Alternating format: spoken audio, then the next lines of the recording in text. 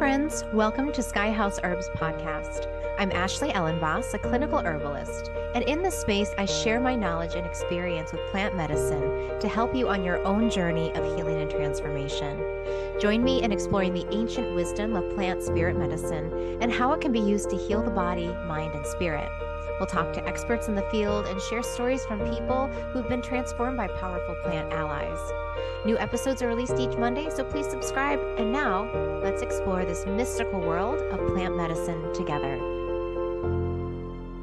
Hey everyone, welcome in. Today is part one of a series that I'll be putting together over the next several months on the best kept secrets of herbalism.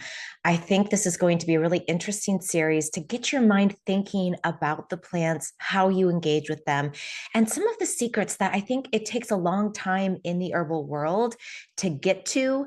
So I'm going to share these secrets with you, and I hope they start to get things churning for you. This is kind of like the winter edition because here in Minnesota, not a lot of things are growing. So these are things that we can really take with us and sit with and contemplate. Also, I'll give you some practical uses for the information that we'll be looking at in these secrets. Now, before we dive into today's episode, I want to thank you again for subscribing to my channel. It just takes one click and it really helps people to find me and it helps me spread my work. I am trying to get to a goal of 10,000 followers.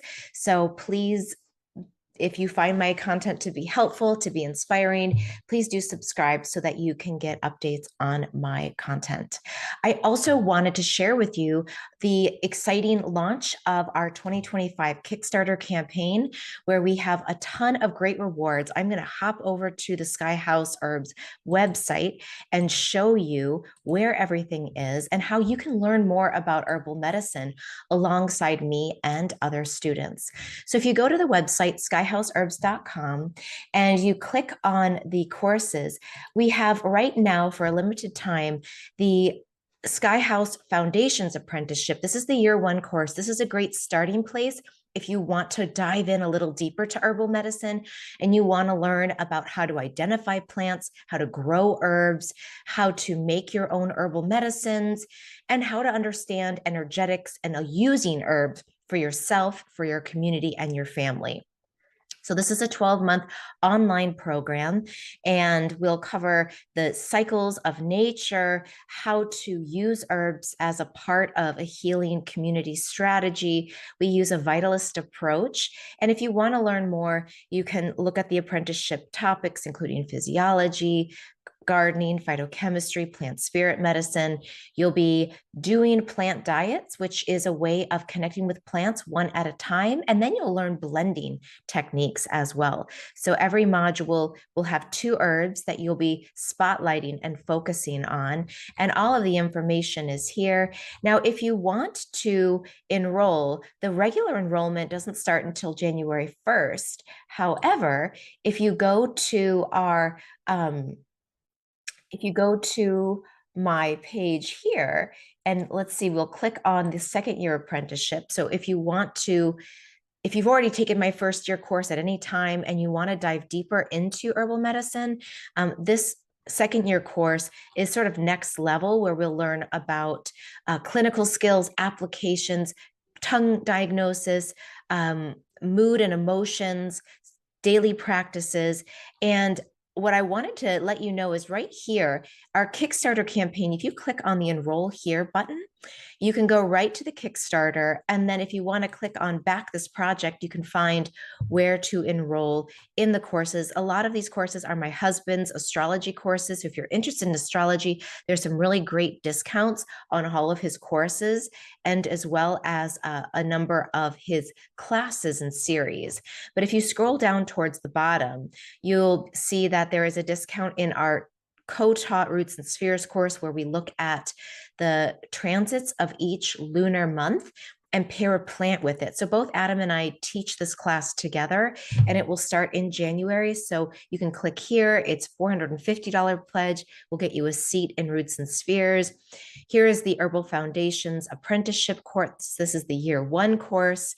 And then our year two course, this one is a really nice way to continue your herbal studies. So that's where you can find it. You can also just go to my husband's website, nightlightastrology.com, to find a direct link to the Kickstarter, but it's right here on the year 2 page. And then one more thing on the website I wanted to show you is if you click on events, and you can see upcoming events here at the top, we are hosting an in-person winter solstice gathering in Minneapolis on December 21st. So if you'd like to join us for an evening with some movement, like sort of just gentle stretching and movement that I will lead, and then my husband and I will talk about the solstice, kind of what the lessons are of this time of year, and then we'll sit in silence together as a group for 30 minutes. And then afterwards, we'll share our experiences of our meditative sit. And then we are going to have some food and hot herbal teas and just allow space for fellowship and mingling. So if you would like to join that, you can click on this RSVP. It'll take you to our Eventbrite page and you can sign up here. So we would love, love, love to see anybody here in the Minneapolis area at that live in-person event. And we thank you in advance for supporting our Kickstarter. This is our annual fundraising drive that allows us to do the work we do, especially this free work that we do on social media and on YouTube, because we don't get paid for these. So the Kickstarter is just a way for us to generate interest in our courses and also to have people donate to support our work. So thank you for that. Now let's talk about some of the best kept secrets of herbal medicine. And the first one, I'll go through 3 today. So the first one is that herbalism connects you to your ancestors. And I think that there is something right now, especially after Halloween or Hallows Eve and the autumn months, where we start to have a more inward focus. And with Halloween, especially, we have this, interest in the Day of the Dead and honoring our roots, honoring where we came from. And then over the holidays, we spend a lot of time with family, and for better or for worse. But I think a lot of us, there's this inclination during the winter time to go inward and to look backward. And so herbalism is such a wonderful way to go back in time and to learn about your ancestors, to learn about the different lands that your people lived on, because it's not an outdoor activity. This is more of a reflective inward activity. And if you can get to, local libraries or go on to databases where you can do more searching of your ancestral lineage, and even make phone calls and sit down with your parents or any living relatives and ask them questions about their childhood and their lineage, how they used plants, how they used foods too. I think sometimes we overlook the connection of food and health and history. And just at Thanksgiving this year, we had about 23 people over at our house. And my aunt, who's an anthropology teacher at the local university, she said, what are your memories of food and how has your experience of food and rituals around food changed from your childhood to today? And how has that affected your relationship with food? It was such a great conversation. And so we really talked about, like, for example, when we were growing up, a big thing was school lunches, and that, you would go to school and your parents would pack you a lunch or you'd pack your lunch, and then you would trade. And there was a big social experience of trading food at the lunch table. And now, at least at our school, there is kids can't bring their own food unless they have a medical need. All the food is provided by the schools because of allergies and equity, right? They don't want kids who don't have access to certain foods to feel differently around kids who do, right? And there can be some pressure around that, which is why a lot of schools also do uniforms, right? To create equity. And so we talked about, well, how does that change the experience of school and experiences around food and the excitement around lunchtime and the excitement around seeing different types of foods from different cultures.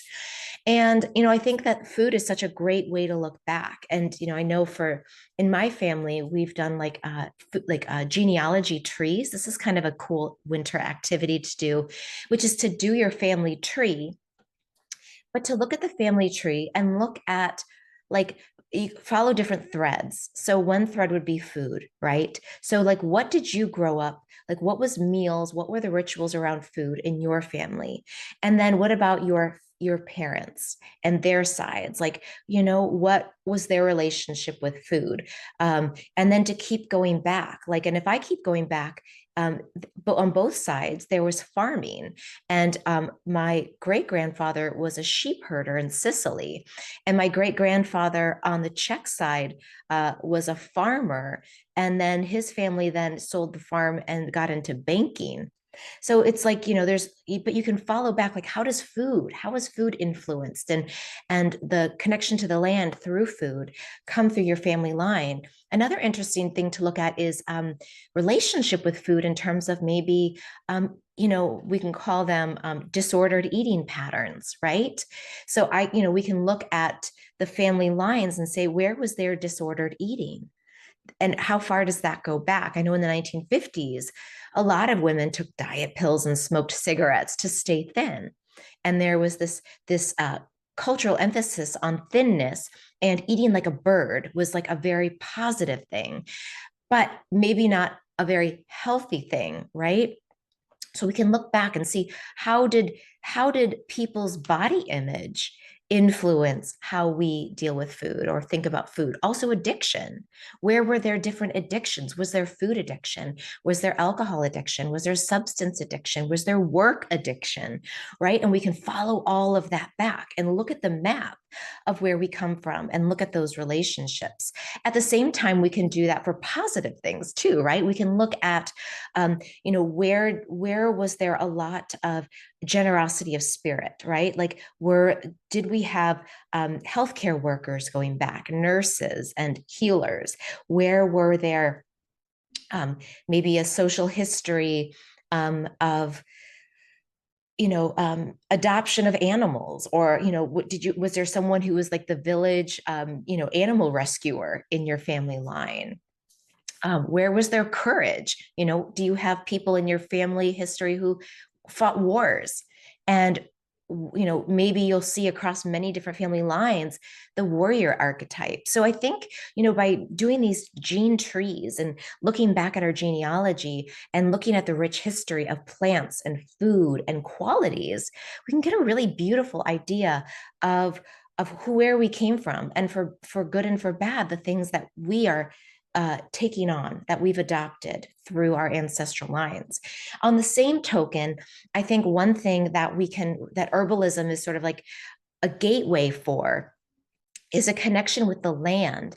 And I was just meeting with Matthew Wood. He was at a local bookstore this weekend in Minneapolis. And he was like saying, "Oh, you're from Minnetonka. You're from the land of the maples." And there was another woman there. He's like, "Oh, you're from Bloomington. That's the land of the oaks." And, just like that's a different way of also thinking about the land that you're on.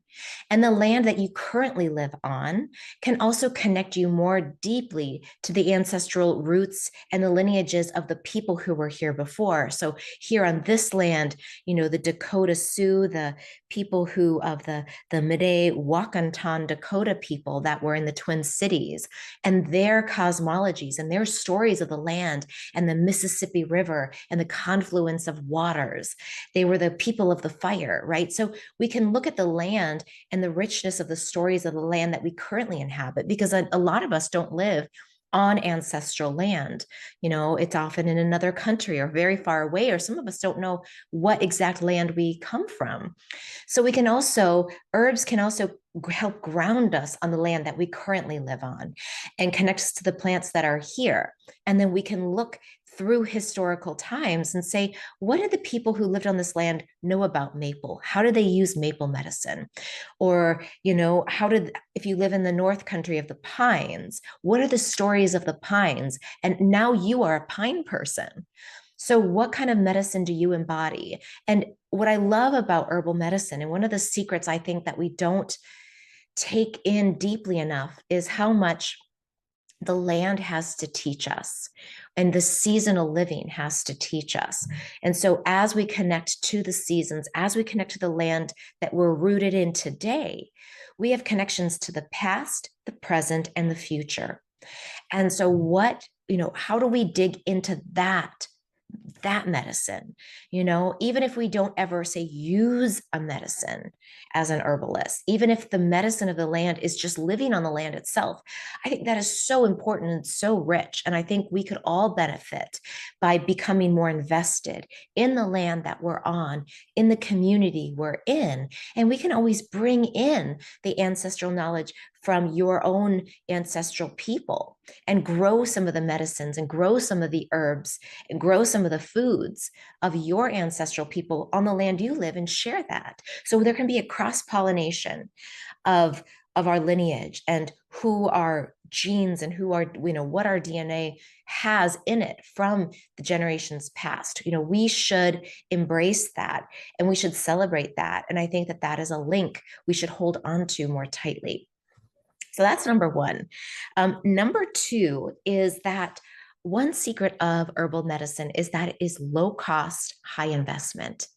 And so what I mean by that is that, for us to use herbal medicine, a lot of people don't realize that you don't have to go to a fancy co-op to get your herbs, and I love herbs, but they can be expensive. Like this bottle of rose glycerin was $23, and the plant doesn't cost $23. What's $23 is the person's time that it took. The $23 is the bottle and the label. The $23 is the alcohol or the glycerin. And the $23 is the shipping. So, really, I would say at cost, a bottle like this should cost no more than, maybe $3, depending on, what menstruum you're using. And if you're using dried herbs with nothing to extract, it should be pretty much free or pennies. Because if you bought the seeds for $1.30 and you got 50 seeds and you plant them and half of them grow, you're talking, it's just water and sunshine and time and your care and attention to them. So and the thing that I think is so overlooked in herbalism, that is such a great benefit of our work, is that we're investing in ourselves. So when you grow your own herbs, yes, it's time. Yes, you have to pay for the water. Yes, you had to pay for the seeds and any soil amendments. But when you invest in something and it is meaningful and important to you, there is a reciprocation that comes back when you use that. Tell me if you've ever grown a tomato, if you've ever grown tomato plants, and that first tomato of the summer season, it's warm from the sun, and you cut it or you bite into it, and it's warm and it's juicy and it has the best flavor. There's really no price on that. You've invested and you've seen, and it's grown right under your own eyes and by the sun on your land in the season that your body is growing in. And there's something so satisfying about that tomato. And so as an herbalist, I think a secret that people, is that it doesn't take a lot of money to grow herbs. It doesn't take a lot of money to be an herbalist. It just takes an investment of your attention and time. And the other cool thing that is an investment back, I think a lot of people are very interested in self-awareness, how do I expand my consciousness? How do I be more aware? How do I become more sensitive to the needs of others, right? How do I become a better human? How do I human in a way that is good for the planet? And I really think herbalism ties us directly to being a better human, because when we're sensitive to the land and we're caretaking the land and we're caretaking ourselves, then we become more self-aware. And when I, as an individual organism, can better take care of myself without relying on outside sources, then the overall cost for the humans goes down, because I am a more self-sustaining ecosystem within myself, right? So let me give you an example of this. So one example is this is real. This is a real story, true story, everyone. So yesterday I started having a sore throat. And so I know this, I have enough self-awareness cultivated through the years of being an herbalist.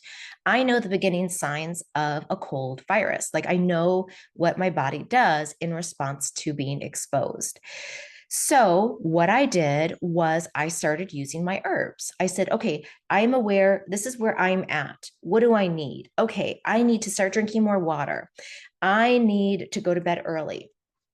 I need all of the herbs that I know are antiviral and immune boosting. So last night I made my stinky garlic toast where I toasted some bread, put some olive oil on, used my garlic press, pressed two big fat cloves of garlic, spread that on the toast, put some honey, put some Tabasco hot sauce on it, and then I ate it. I ate it, and my husband said, "Babe, you never have stinky breath, but your breath is really bad." I was like, yeah, I know, because I just ate two huge pieces of garlic toast. And he was like, oh, I was like, he's like, are you feeling sick? Because he knows, right? Like part of our mini ecosystem of our family is when, one of us starts getting sick, there's a whole sequence that starts to happen in our house. So mama gets stinky because I start eating garlic on everything and several times a day. Also, you'll see the elderberry syrup come out. So I've been drinking that yesterday and today. Also echinacea and red root, a lot of my lymphatics. Last night I had a huge cup of spicy chai tea with ginger and cardamom and cloves and all of these heating herbs. I took a hot bath, right? So, right, like so I am tending this ecosystem. I am self-aware and I am investing my energy back in myself. And last year I made a bunch of bee balm tincture. And so I started taking that so that like I grew it. I know that herb. I made the medicine and I was so happy to be like, oh, I need you now. Like I spent all of that time making this medicine and growing these herbs. It's showtime. And I opened up that lid and I took a huge swig of my bee balm tincture or Monarda fistulosa tincture. And I feel good about myself. Now, will I get this cold or not? That's up to the gods. I don't know, but I know that I'm doing my part in the process of self-care. And, there comes a point where it's out of my control. So, and I think that this is something that is a secret that like, if you've been practicing herbalism and you have been using herbs for a long time, you know that you probably have a higher ability to know what your body needs and to have that self-awareness than the common person, right? Like the average person out there might not notice the sore throat, sniffles, and might not have access to all of the tools that you do. And so I think that's like a secret that we could, when I say secrets, I don't mean like keep them as a secret. I'm saying, let me share them with you and you can share them out. Right. So next time one of your children or someone, starts to talk about this sore throat thing, say, you know what I do? I've got this great secret. Everyone loves a secret. So share your secrets. This is my secret of how I take care of myself and shorten the length of a cold or get rid of a cold before it ever hits. Right. Okay. Number 3, herbs beautify your life. And for me, as a sun and moon in the sign of Taurus and a Cancer rising, I'm a very moon Venus woman. And I love things that are beautiful. Like to me, my happy place is a place where I am outside in nature, surrounded by the beauty of nature. And don't get me wrong, like the beauty of nature includes death and decay and things killing each other. Like I get that. Like I'm not out in the clouds unaware of the complexity of the beauty of nature. However, when you're connected to herbal medicine, you are connected to that complex, rich environmental ecoscape of beauty. And when you're connected to it, it really helps you distinguish and prioritize what's important and what's not. Because when you know that life and death are just different sides of the same coin, you start to behave differently and you start to make choices about like how you live your life, what you do with your days, how you decorate your environment to create the type of vibe or feeling that helps you stay in your most steady state. And so I really think herbal medicine is a way to be connected to the environment, to the cycles of life and birth and maintenance and death, to the process of youth into maturity, into aging, right? All of these, we look outside the window and the cycles of nature are right there to show us how it's done, how to let go in the autumn, how to regenerate in the spring. And if we can embrace the beauty of that and bring it closer to us, it will really deeply and enrich our lives and help us to not grasp at things and try to hold too tightly to things that are that are beyond our control, and to grasp at things that are going to always change. And I think that there's something really powerful about that beauty, embracing the beauty in that way. And I think also, the people that I know, like my plant people, when I go into their homes, there is something so magical. And I want you to just imagine this for a minute. So the plant people I know have jars out in their kitchen or on their counters filled with different colors and textures of plants. The people I know, you walk into their house and there's always a scent on the air, and it's either a tea or an incense or something that they cooked, bread, right? There's maybe essential oils they're diffusing, but there's a smell of aliveness, of generation, regeneration, of earthiness in the home. The people and the herbalists I know have all sorts of interesting things hanging from their walls, whether it's dried yarrow in the background, or whether it's pictures of medieval saints, or gods and goddesses, or beautiful paintings of plants. They adorn their space with living green things, and then things that point back to things that are very important to them. Like, I don't know a lot of my herbal people who have, like, things on their walls that they picked up that are like, just run of the mill. You bought the frame and the picture and it wasn't bad, and so you just left that stock image in. No, these are people that like go out seeking the rare and the unique, and things that have mystery, and things that speak to the soul, in which they speak to them at a soul level. And then they house themselves in a rich, complex tapestry of images and smells, and people too. Like, hang out with herbal people and you'll meet more herbal people and more interesting people. And it's like the connections just grow so organically in the herbal realm. And, if you're listening to this, you're in that tribe. Like, I'm not saying, but like, look for more people like you, like us. And, you can come to our gathering here in Minnesota. We're going to be hosting gatherings once a month, going forward into the new year. So come hang out with like us weird people, and and we'll create these containers to talk about things like the stars and plants, and eat food that we've prepared together. And then if you don't live in the local area, seek out herbal guilds or farms that grow organic plants and herbs and medicines.